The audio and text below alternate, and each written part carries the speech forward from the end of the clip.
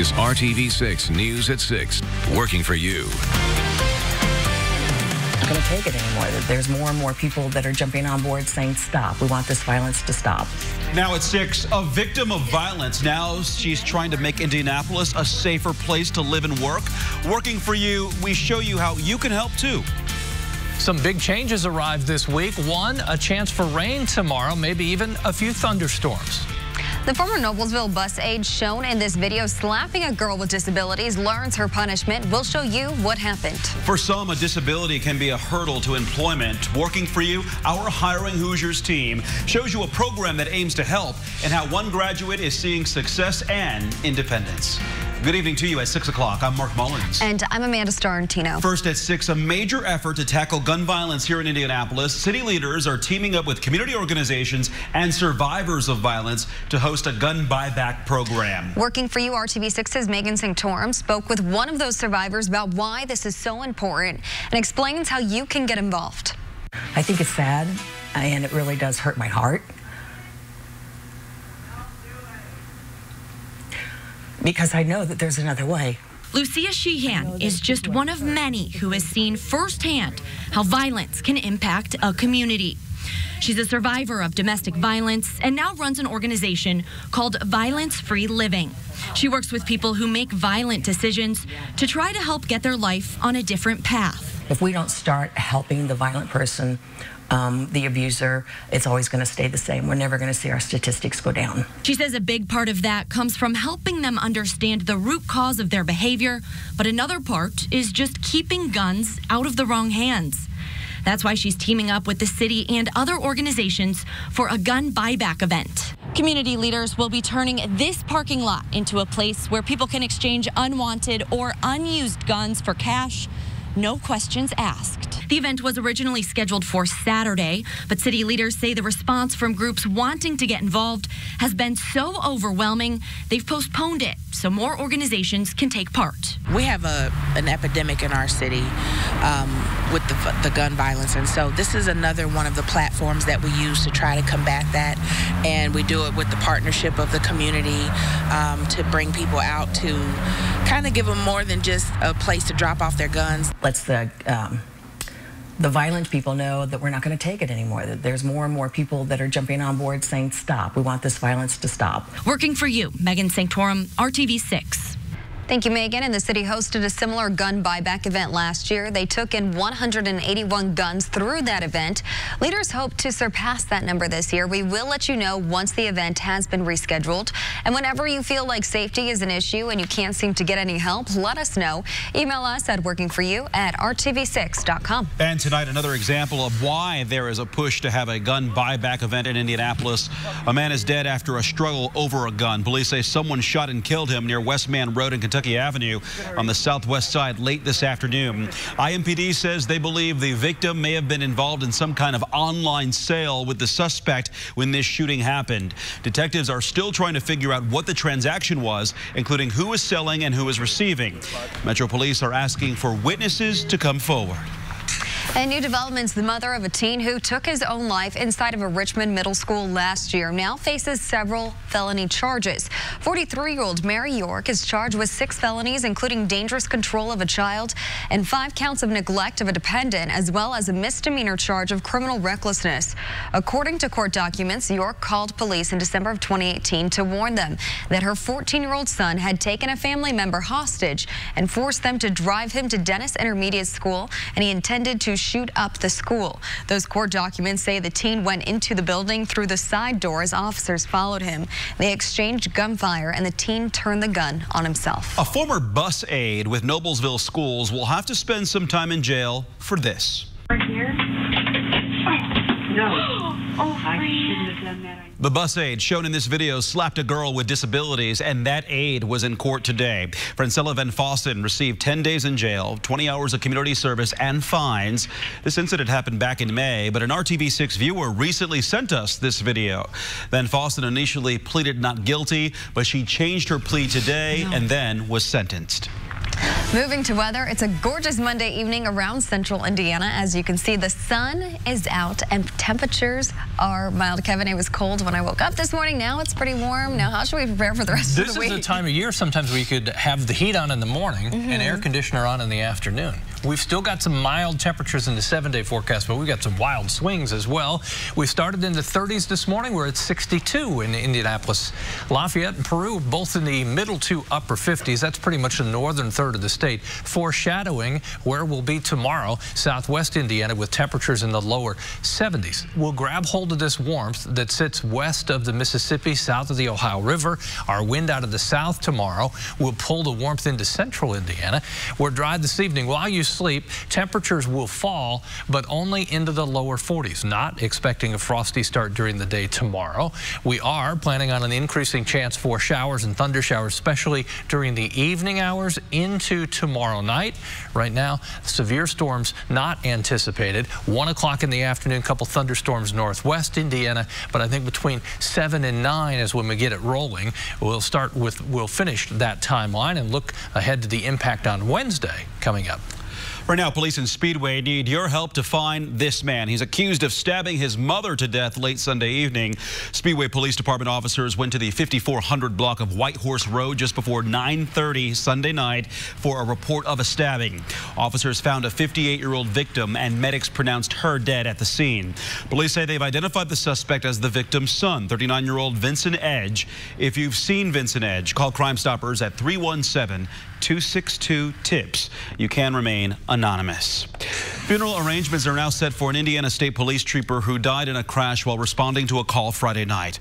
Visitation for 27-year-old trooper Peter Stephen will be Thursday at Crossroads Community Church in Kokomo.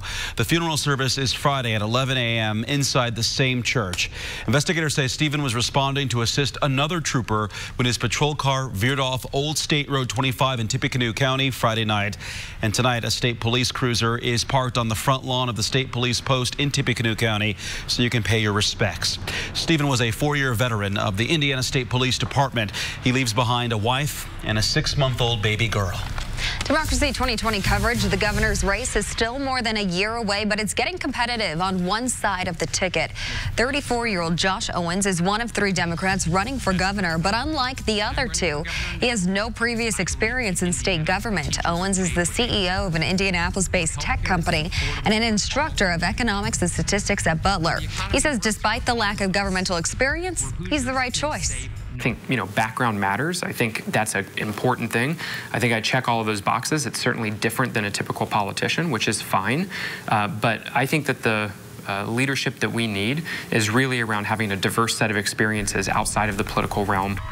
Owens released his education policy last week. He wants to pay Indiana teachers a minimum of $50,000 and phase out the current school voucher program. In about an hour, city lawmakers will vote on the 2020 Indianapolis budget. The $1.2 billion budget will pay for the city's public safety departments, arts and education grants, and the Department of Public Works road funding. A year ago, the council unanimously passed the 2019 budget, something the mayor's office consistently touts. But Republican councilors were frustrated at new unbudgeted requests that came up throughout the year.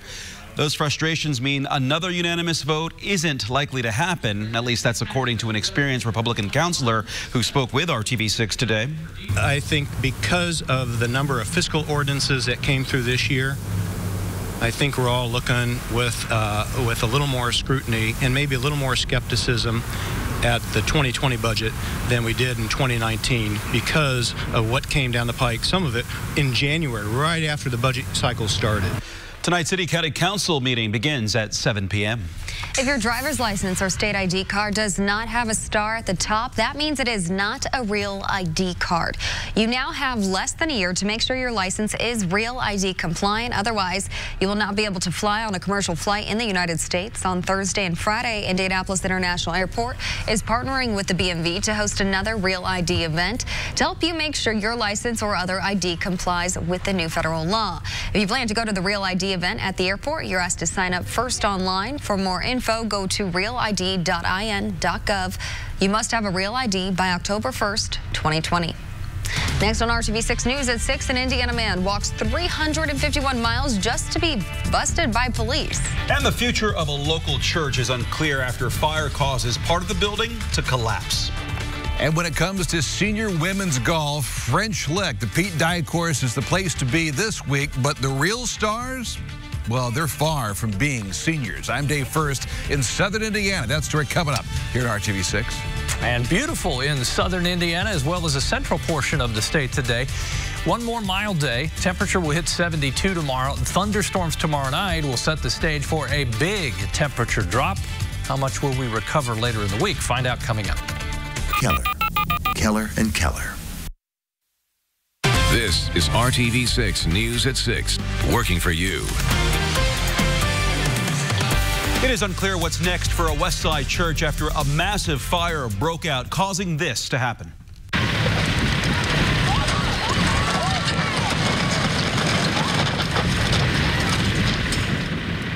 Bethany Rembrandt Church of God collapsed Sunday morning when the congregation was supposed to be having a service. The Indianapolis Fire Department rushed to the church on Edgemont Avenue after people inside smelled smoke. Firefighters say luckily everyone made it out okay, but the church's pastor says the sanctuary is destroyed. The damage to the church is estimated at $100,000. A Whitestown, Indiana man is now accused of walking hundreds of miles to have sex with a 14-year-old girl. But that teen ended up really being an undercover sheriff's officer. Investigators say 32-year-old Tommy Lee Jenkins demanded sexually explicit photographs from who he thought was a 14-year-old girl from Wisconsin. Deputies say Jenkins also engaged in sexually explicit conversations, too. According to officers, Jenkins walked 351 miles from Whitestown to Neenah, Wisconsin to meet the girl. Investigators arrested Jenkins when he reached Winnebago County, Wisconsin, and charged him. Hiring Hoosiers is RTV6 initiative to help you find employment and break down the barriers that may be preventing you from finding a job. For many, a disability is the hurdle they have to overcome. And earlier this year, we told you about the Erskine Green Training Institute that was started by the ARC of Indiana. Its mission is to provide opportunities for post-secondary vocational training for people with disabilities that empower and lead to meaningful employment. We wanted to revisit the organization as October is National Disabilities Employment Awareness Month. And tonight we head inside a kitchen at IU Health, where an Erskine Green grad is not only seeing success, but independence. Whenever I first get in, I usually will make breakfast. So I'll have a breakfast special, so I'll make pancakes, French toast, waffles. While Morgan Hickman is feeding patients and their families at the Simon Cancer Center, he's savoring the life he's created for himself. It's a great experience if you're living on your own because it gives you that sense of independency.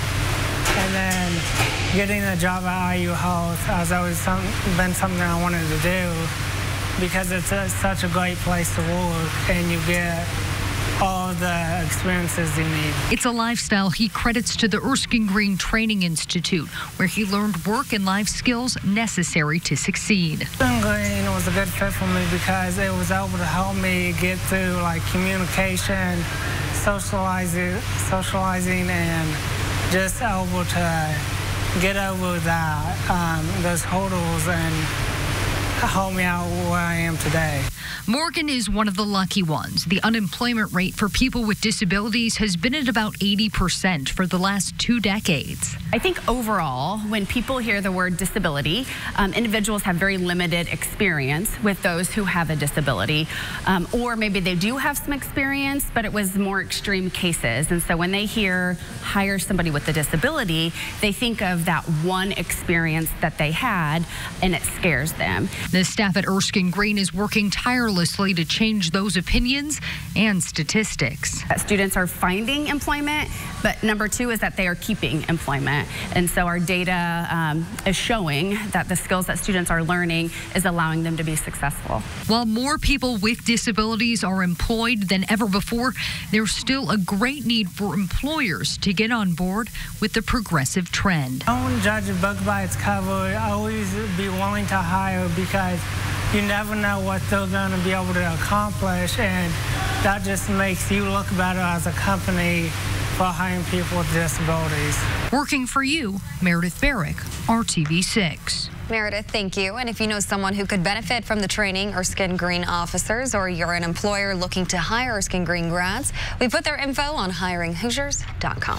New at 6, the Indianapolis Zoo plans to open an international center devoted to saving threatened species. The Global Center for Species Survival is expected to open next year at the Indianapolis Zoo. The center will employ a team of 9 Indianapolis-based experts who will work with more than 9,000 wildlife experts worldwide to save threatened species. The zoo received a $4 million startup grant from Indianapolis-based Lilly Endowment to support the center. The president of the Indianapolis Zoo says the Global Center for Species Survival also aims to help researchers with their work, including fundraising, talking to policymakers, and crafting social media campaigns. Purdue University honoring a former student who just so happens to be one of the most dominant Olympic athletes in United States history. Purdue has announced that it will create a sports engineering and research center named in honor of Ray Urey. Urey was a Boilermaker track and field athlete who won 10 gold medals in the Olympics from 1900 and 1908, all after overcoming polio as a child. Purdue says the Ray Urey Sports Engineering Center will develop technology to reduce athletes' injuries, improve their performance, improve rehabilitation techniques, and enhance the fan experience. Looks very nice. 6:17 on a beautiful Monday. Hopefully you had a good weekend. Some frost around in spots this morning. Won't be tomorrow morning. We'll be up to 72 tomorrow afternoon, and then you see how quickly and significantly temperatures drop into Wednesday, coolest day of the week. What's good here, if you want some warm temperatures to return, they will. We'll start a significant sustained warming trend that takes us into next weekend when temperatures will be back in the 70s. Let's get to the meat of the forecast, because I think tomorrow evening into tomorrow night, the most likely time for showers and thunderstorms. 1 o'clock in the afternoon, northwest of Lafayette, the first push of some showers and thunderstorms. Between 7 and 9 is when they start to fire up along the line from Muncie to Indy to Bloomington southeast. That seems to be where the pieces of the puzzle come together the best to bring more widespread rain and some thunderstorms. Question is how much moisture will be available. Some spots could see half an inch to an inch of rain, and some of the heavier downpours that would be to the south and east. You see Bedford a little over an inch, Columbus potentially an inch. Any rain is welcome, and it looks like we'll at least all see some rain tomorrow. Temperatures that are way up here are way down some 20 degrees as we go to Wednesday. That comes with a cold northwest wind as well. Thursday's dry, the sunshine is back, and we stay in the 50s. Right now, temperatures middle to upper 50s to the north. That's a nice recovery from about 34 degrees this morning. Bedford's at 66, 59 in Spencer.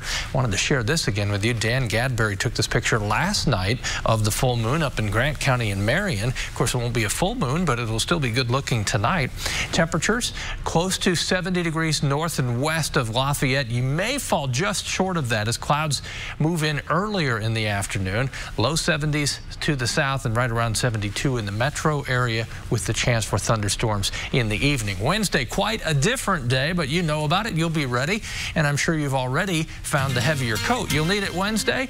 You will not need it as we get to the weekend. Temperatures back into the 70s. We'll watch for thunderstorm potential. A few of these could be strong. We'll just have to wait and see the timing and location of the stronger storm system that develops this weekend to our west. We'll keep an eye on it. Thanks, Kevin, for that. Well, a great day to get out and golf. Dave first spent the day on the course at French Lick Resort. Yeah, he joins us from Orange County with that and more in tonight's Look at Sports. Dave? Well, the bye week is over, guys. Colts getting back to work here on a Monday, and the news inevitable certainly for defensive end Kimoko Toure. The team placed him on injury reserve with that broken ankle from a week ago. All of this, of course, as the team has a big one coming up Sunday when they host the Texans with first place in the division on the line. Meanwhile, we're coming to you from beautiful French Lick, Indiana, site of the Senior LPGA Championship. You add it all up. For the second time in less than a month, women's professional golf comes to Indiana. A couple weeks ago was the Iowa Championship at the Brickyard. Now here, the Senior LPGA Championship at the Pete Dye course. Some of the biggest names in the over 45 crowd are here, including Dame Laura Davies. She is the defending champ. But with all due respect, when the fans come here to see all the big names, they also see some rising stars, if you will. Several junior moments in the senior field in tonight's Sports Extra Spotlight. It's the highest point in Indiana, featuring a 40-mile panoramic view. But you don't have to look nearly that far to see inspiration coming from kids from Riley Hospital for Children. If it wasn't for them, we wouldn't be here, because this is obviously the driving force behind French Lick and all the sponsors. They want to help the kids, and we're lucky that we're the recipients of their goodwill, and together it's been a great partnership. They all take their turn introducing each group. First, we have Laura Davies from Ripley, England. Was there any pressure up there? No, it kind of comes natural. Really? So you were natural at this with a microphone and everything? Yeah, it's a lot of fun, and I don't really get nervous. 10-year-old Briley was born with heart issues, namely 9 heart defects. We've been through a couple open heart surgeries to get her to this point, but right now she's thriving, and we just take it day by day. These golfers walk up, it's about the kids. It's not about them at all, is it? No, they go straight to the kids. They don't even worry about going to the table. 12-year-old Aiden was born with neurofibromatosis, a constant battle with tumors. She had her right leg amputated when she was just 3. Be honest, how nervous were you? I was kind of nervous to go up there. Because some of these names are, like, difficult to pronounce, right? Yeah. She's got a tremendous attitude. She does. She really does. She's always smiling, always happy. It's never slowed her down. Never skipped a beat. First, we have Charlotta Sorenstam from Stockholm, Sweden. A tournament of champions, and not all are playing golf. Makes you feel good, doesn't it? Oh, absolutely, yeah. We're lucky. We get involved over the years, over the year with lots of different charities. But I think the children's charities are the most fun, because you get to see the kids' faces when just the smallest things makes them happy. No question about it, they come to see senior women's golf, but they leave with so many more memories, certainly of the Riley kids that are here as well. By the way, the money raised over the last couple of years, up over $1 million and earmarked for direct patient care at Riley Hospital. So many great memories here. We'll talk more Colts at 11. Until then, the News at 6 continues after this. Let Wickerworks design the best backyard style for you. All right, we were taught to never stare directly at the sun, right? All right. But it's okay in this situation. In this situation, we're going to show you. What? Look at this beautiful sun. That's pretty. I didn't know what you guys were talking about. Gorgeous. You didn't believe us. I never believe you, Kevin.